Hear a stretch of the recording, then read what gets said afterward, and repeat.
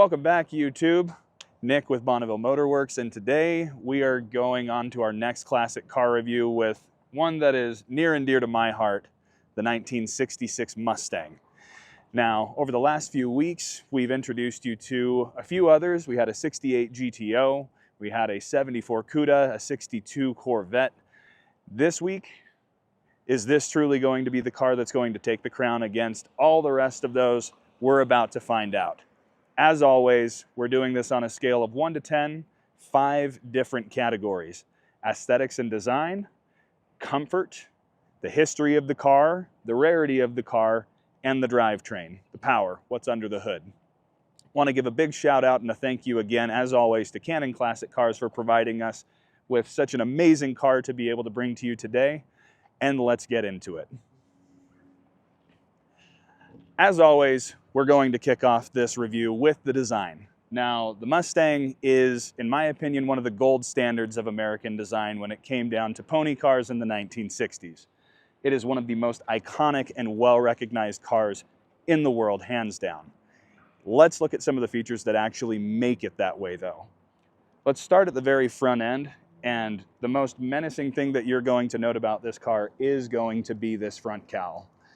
The grille with the inset headlights, that chrome bezel running across it, the Mustang emblem right in the center of it, and then these gills along the outside going into a square box cowl around the round headlights, and that nice long chrome bumper across the front of it.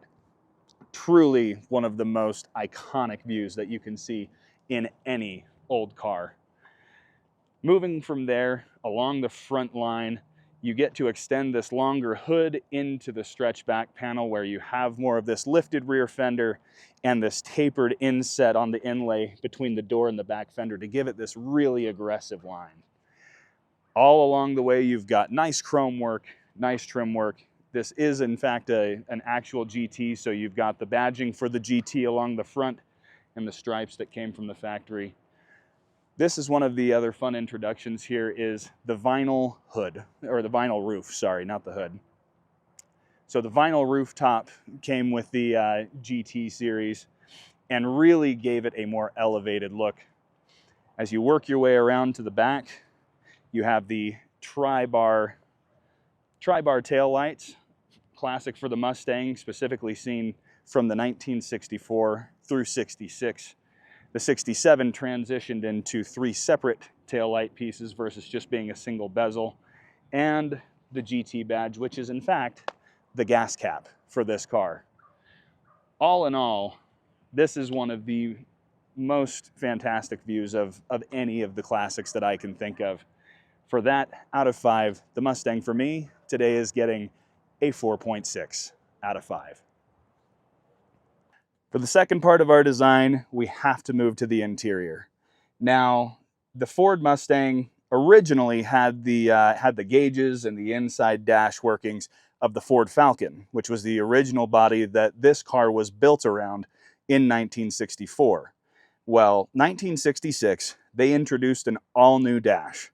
So instead of having the long strip, you now have round bezels around all of the instrumentation. Lots of nice chrome work, and it really flows nicely and carries across the entire car really well. With the wood trim steering wheel, you've got the wood inlay as well on the dash plate for the passenger side. This one actually also has what's considered the pony interior, so all of the vinyl and stitching has inlay of Mustangs right into the seats. So across the back bench and in the front buckets, you in fact have ponies in your pony car with this Mustang. All of the attention to detail and some of the really good benefits and changes that they made from the 65 to the 66 really shows off nicely in this car, which is why it was so sought after and was so well sold. Honestly, I am a huge fan of it. I am a little biased. I used to have a 65 Mustang. This for me is something that is just very reminiscent of home. I love the cockpit. I love all of the work that's done in here. That being said, I think that the overall that I'm going to give this car on the interior is going to be a 4.1 out of 5. All said and done, the design on this Mustang coming in at an 8.7 out of 10. Cannot go wrong with it. This really is one of the most well-recognized cars in the world, even to this day. Next, we're going to take a step into the history of the Mustang. Now, I am going to be putting this grade in place specifically around the 1966, specifically around the coupe. There are a lot of other types of Mustangs that we could think about, talk about, Shelbys, K-codes, getting into any of the later years with the 67 and beyond, getting into Boss, getting into Cobra Jets. Specifically, we're going to be sticking right here with the 66. So don't think that this is going to be across the board for all Mustangs. This is just for this one when we're giving out scores. But the history of the Mustang is actually a very, very interesting one. Now, April 17th, 1964, so only 16 days later than Plymouth had debuted the Barracuda, Ford, led by Lee Iacocca and his team, unveiled the Mustang. The Mustang was a new pony car that was a two-door built vehicle with 4 seats that was on the original frame for the Ford Falcon. The 64 was only anticipated to sell 100,000 units. It went on to sell over 400,000 units in the first year, and they had produced over 1 million Mustangs by 1966, making it the most successful car to be brought to market in the US since 1927 with the Ford Model A. This car absolutely swept the nation, and it left all of its other rivals in the dust because it was affordable at $2,500 for a base model, which right now would equate to about $23,000 to $24,000. And a high performance model was going to set you back close to about $4,000. So it was economical, it was affordable, it was accessible because it was so highly produced, and it looked really good, which we've already discussed. So historically, this car was competing against the likes of the Chevy Malibu. It was competing against the Plymouth Barracuda. And as a smaller pony car and as one that was going to be accessible in the market, blew the doors off of all of the competition. It was absolutely, absolutely unrivaled. It is one of the few cars to this day that has maintained its badge standard and continues being produced to this day. With a name like Mustang, you really can't lose. Everyone knows what you're talking about, and everybody knows where it came from. Some of the other notables that you may think about when you think of a Ford Mustang come from things like film. Movies like Bullitt with Steve McQueen, which was a 68. Or you think about Eleanor, which was a 67 Shelby GT500 from Gone in 60 Seconds. This car has been used and will continue to be used and loved far into the future. For all of these reasons, the historical factors, and how absolutely amazing this car is and was and will continue to be, we're going to be giving the historical significance of the Mustang an 8.7 out of 10. Next on the list is going to be the accessibility. How rare is it? How difficult is it to get? And if you are anyone who has ever watched a car market or watched a classic show, you know that this car is a dime a dozen. There were millions of them produced in the 1960s. If you want a Mustang, you can go onto your local car site, you can go to a local auction, and you can find them in conditions ranging from a project all the way up to the most immaculately restored and maintained vehicles on the planet. Now, when it comes down to total production numbers, like we said, over 1 million produced by 1966, and there were over 2.5 million produced in the first 10 years of production for the car. So generally speaking, you're going to be able to find one. Now, the real question comes down to the rarity of what are some of the tougher to find models. Well, when you're looking at something like a 66, the harder ones to find are going to be the high performance models or the hypos, which would be a K-code car. K-code simply meaning that when you were looking at the VIN tag on the actual car, the production model would have a K alongside whatever it was. So the K code was the high performance, putting out 271 horsepower with a 4-barrel 289. And from there, you work your way backwards.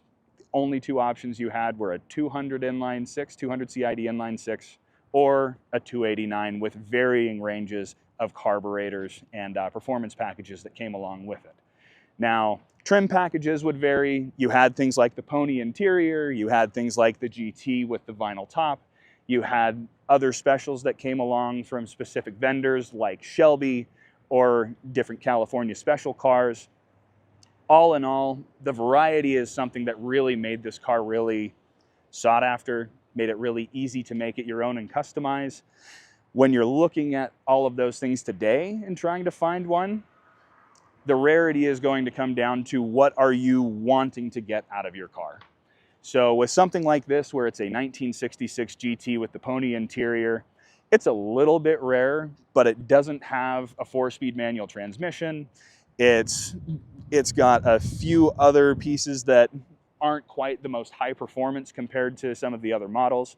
So something like this, if you were looking at a project car for a GT, you might be looking in the range of about $7,500 to maybe $15,000, depending on the state of the vehicle, how long it's been sitting. If you're wanting to get something like this, your range is going to go a little bit higher, where it's been maintained, it's been looked after. You're probably going to be seeing more in the range of about a $25,000 to $45,000 on a GT Coupe from '66. And then when you're getting into the really high-end stuff that's going to auction, you're probably going to be seeing more in the range of about a $95,000 to $115,000 for a very, very highly optioned and well-maintained level of Mustang. Now, again, that's not to say that this is the only number bracket for a Mustang. The reality is when you get into things like Shelby Mustangs, when you get into other high-performance 428 Cobra Jets, 429s, back in the later model range of the 1967, 68, 69 range, you can be pushing over $200,000 to $300,000 for those cars, and some of the Shelbys reaching up even upwards of $1 million. So for the sake of this conversation, when we're talking about accessibility for a simple 1966 GT Coupe like this one here, we're going to be looking in about the $25,000 to $45,000 range based on what kind of options were actually with it.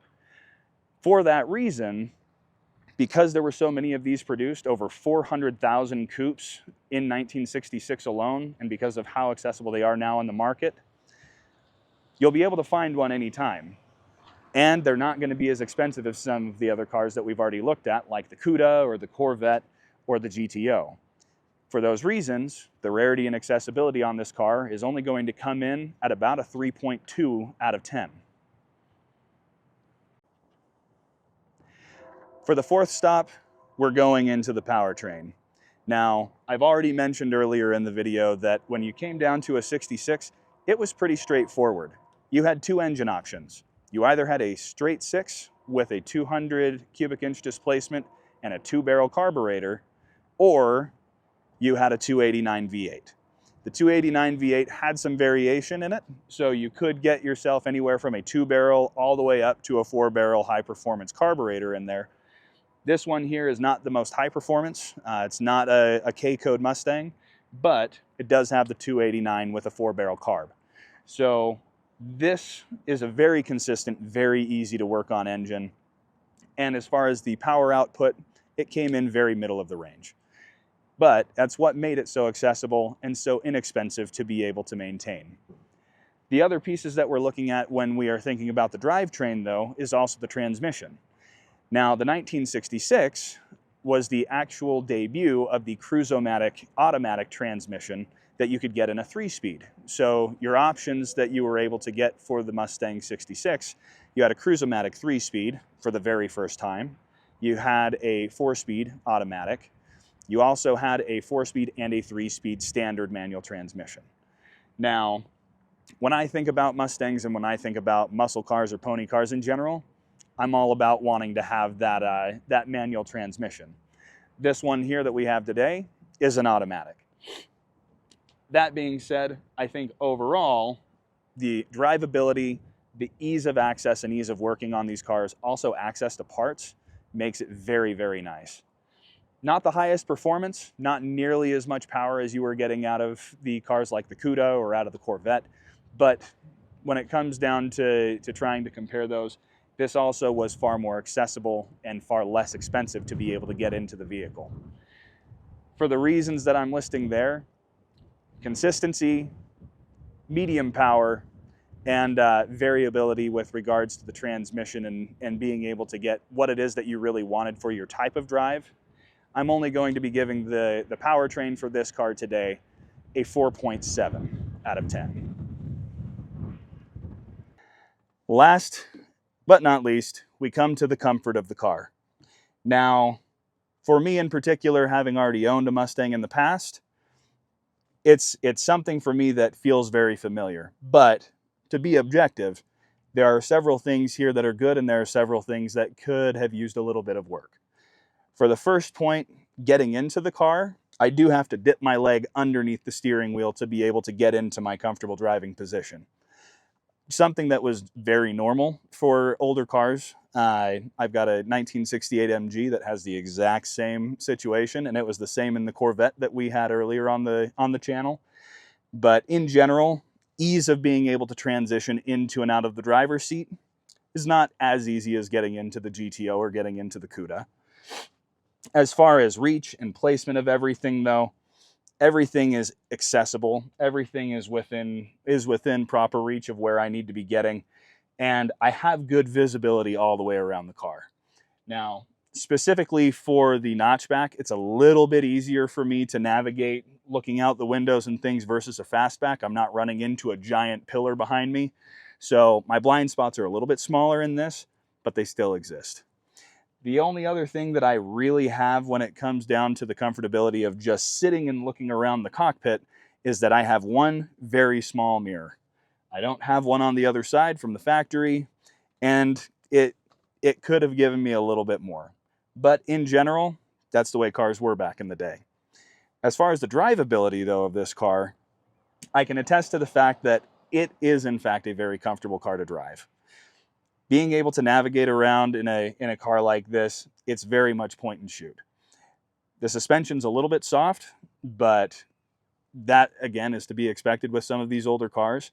It's not nearly as tight as what we had experienced in the GTO.